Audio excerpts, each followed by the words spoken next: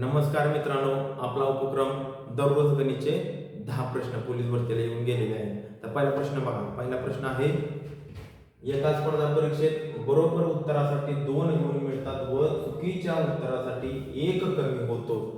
जर एका उमेदवाराने 30 प्रश्न सोडवून त्यास 30 गुण मिळाले असतील तर त्याचे किती प्रश्न बरोबर आले असतील. मित्रांनो, हा प्रश्न परीक्षेला 100% ह्या आगामी प्रश्नपत्रिकेत तुम्हाला 100% मिळणार आहे. आता आपल्याला काय विचारले त्यांनी, बरोबर प्रश्न किती असतील. आता बघा, बरोबर उत्तरासाठी त्याला किती गुण मिळतात?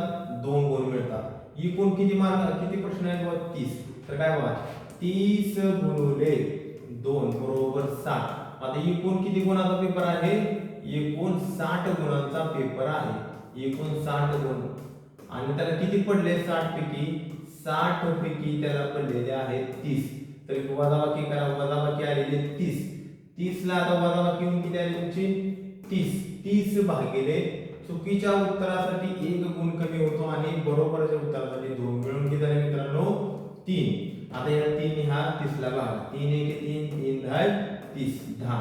आता जी उत्तर असं निघलेलं असते ते मित्रांनो 100% चुकीची प्रश्न असते. बरोबर आहे. आता 10 प्रश्न चुकीचे, 10 चुकीचे झाले. मग बरोबर किती आले म्हणलं? टोटल प्रश्न किती सोडवले त्यांनी? 30. 30 वजा 10 बरोबर 20. 20 बरोबर काय मित्रांनो? तुमचं फायनल उत्तर आलेलं आहे 20 प्रश्न बरोबर आलेले आहे आणि 10 प्रश्न चुकीचे आहे. ऑप्शन क्रमांक 4 याचं उत्तर आहे. आता नेक्स्ट क्वेश्चन बघा. आता नेक्स्ट क्वेश्चन आहे, एक बकेट भरण्यासाठी 15 सेकंद वेळ लागतो. सेकंद लागतात किंवा वेळ लागतो, तरी 1.5 तासात किती बकेट भरतील? आता मित्रांनो बघा, 1 तास म्हणजे 60 मिनिट आणि 60 मिनिट म्हणजे 3600 सेकंद असते. बरोबर आहे मित्रांनो. आणि 1 मिनिट म्हणजे 60 सेकंद. मित्रांनो, आता आपल्याला काय प्रश्न विचारला आहे मित्रांनो? एक बकेट भरण्यासाठी म्हणजे एक बकेट भरण्यासाठी त्याला 15 सेकंद वेळ लागतो. तर 1.5 तासात, 1.5 तास म्हणल्यानंतर मित्रांनो 1.5 तास, 1 तासासाठी 3600 सेकंद आणि अर्ध्यासाठी 1800 सेकंद. तर टोटल बेरीज करा. 0 0 8 6 14 हाताला 1 4 5 5400 सेकंद किती वाजल्या भरतील? असा प्रश्न तुम्हाला. सेकंदाच्या खाली सेकंद मांडा आणि तिरकस गुणाकार म्हणजे बादल्या मिळतात.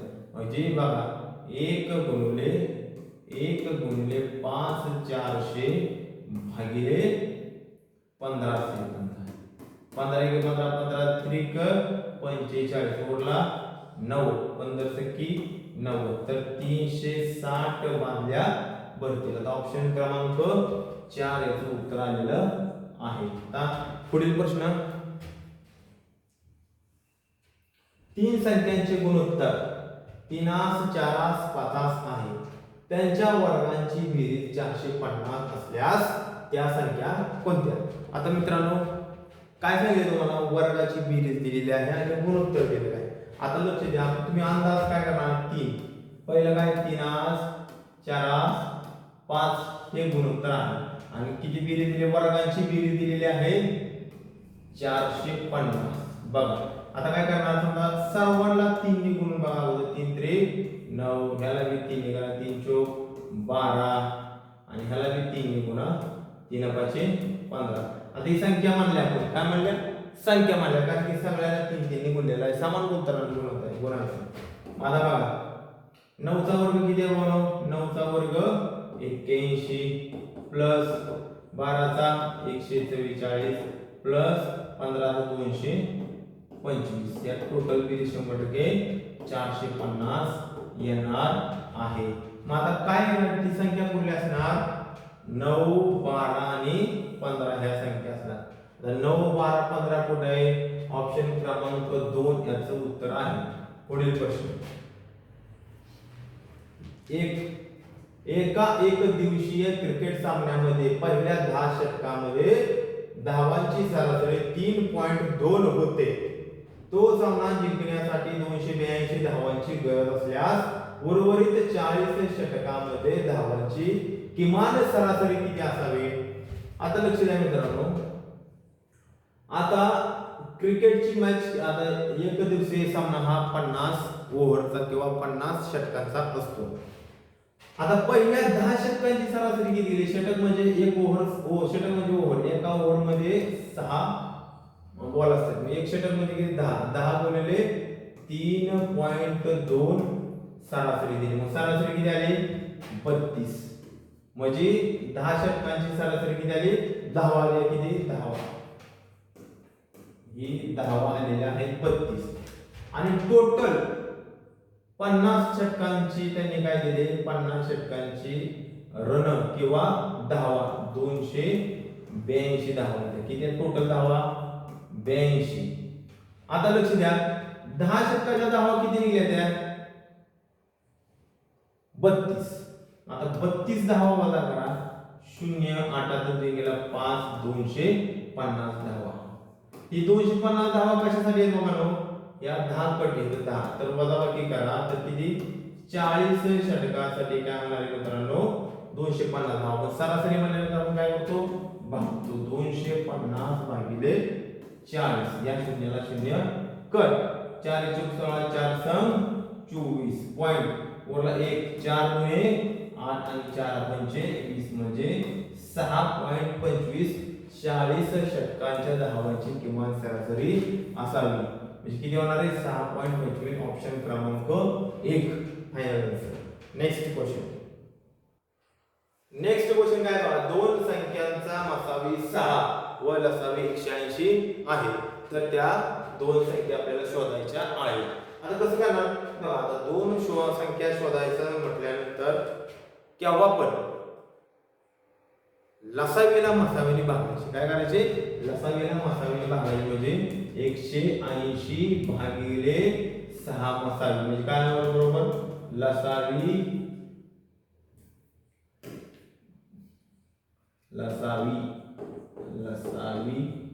भागिले मसावी. बरोबर आहे. आता भाग लावा. 6 6 6 18 30 आलं. किती आलं मित्रांनो? 30. या 30 आल्यानंतर याचं असामायिक अवयव पाडा.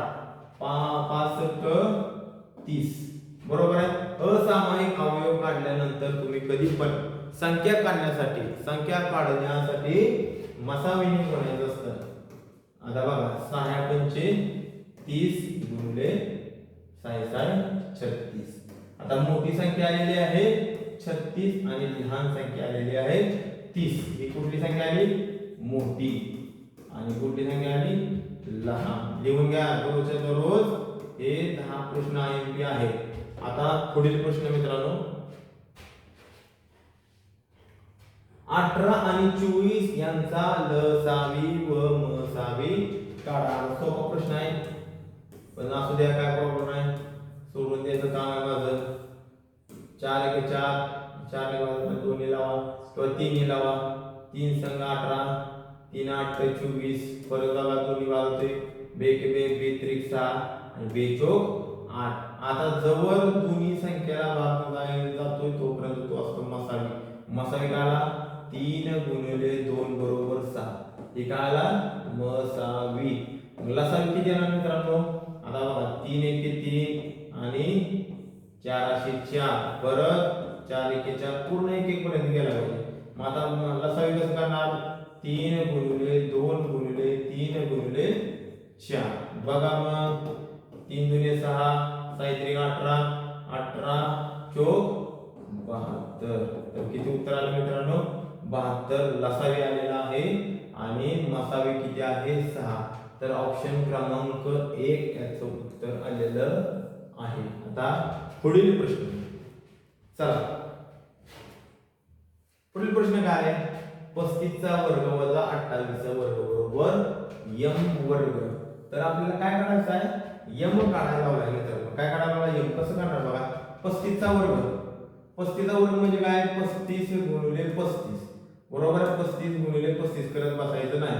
आता 35चा वर्ग करण्यासाठी 5 5 25 आणि 3 च्या पुढील संख्या 4 4 3 12 तर डायरेक्ट किती आला बाबांनो 35चा वर्ग 1225 आणि 28चा वर्ग तर तुम्हाला माहितीच आहे 784. दोघांची वजाबाकी करा. वजाबाकी केल्यानंतर काय मिळणार आहे 1225 वजा 784. 1 8 12 तून 8 गेल्यानंतर 4 हाताला 1 12 तून म्हणजे 441. किती वजाबाकी केली आली 441 बरोबर m चा वर्ग. बरोबर आहे. आता m वरचं वर्गमूळ घालवायचं म्हटल्यानंतर मित्रांनो काय करणार आहे ह्याला वर्गमूळ द्या. वर्गमूळ घाला 441 बरोबर m. आता कितीचं वर्गमूळ आहे 21 चं. मग m बरोबर किती आला मित्रांनो 21. तर ऑप्शन क्रमांक 2 याचं फायनल उत्तर आलेलं आहे. पुढील प्रश्न. आता बघा हा प्रश्न सुद्धा आहे आणि हे सर्व प्रश्न येऊन गेलेले आहेत मित्रांनो. दररोजच्या दररोज 10 प्रश्न 100% तुम्ही बघत जावा, लिहित जावा आणि चॅनलला सबस्क्राइब करा. व्हिडिओ आवडला तर लाईक करा. नेक्स्ट क्वेश्चन बघा. आता काय दिले बघा ही 2 चा चौथा चौथ्याचा 1/2 आणि कंसाचा परत चौकटी कंसाचा x बरोबर 256 असा प्रश्न दिलेला आहे. म्हणजे x ची व्हॅल्यू काढायची आपल्याला किंमत काढायची. आता 2 चा चौथा किती आला 2 चा चौथा 16. 16 चा वर्गमूळ दिलेला आहे. 1 चे 2 म्हणजे वर्गमूळ असते आणि वर्गमूळाचा x वा. मग काय करणार तुम्ही वर्गमूळात मांडा. आता कसं मांडणार वर्गमूळात 16 वर्गमूळात 16 आणि 16 चा x वा बरोबर 256. मग आता किती येणार वर्गमूळात नंतर किती येणार याचं 4 चा x वा बरोबर 256.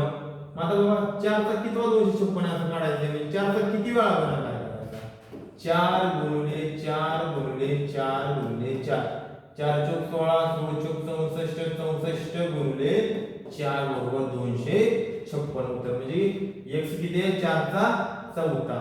4 चा चौथा म्हटल्यानंतर ऑप्शन क्रमांक 1 याचं उत्तर आहे. चला पुढील प्रश्न बघा.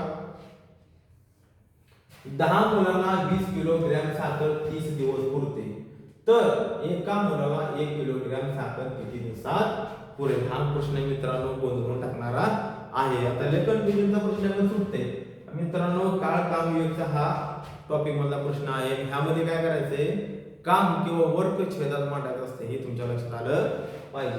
लक्ष द्या.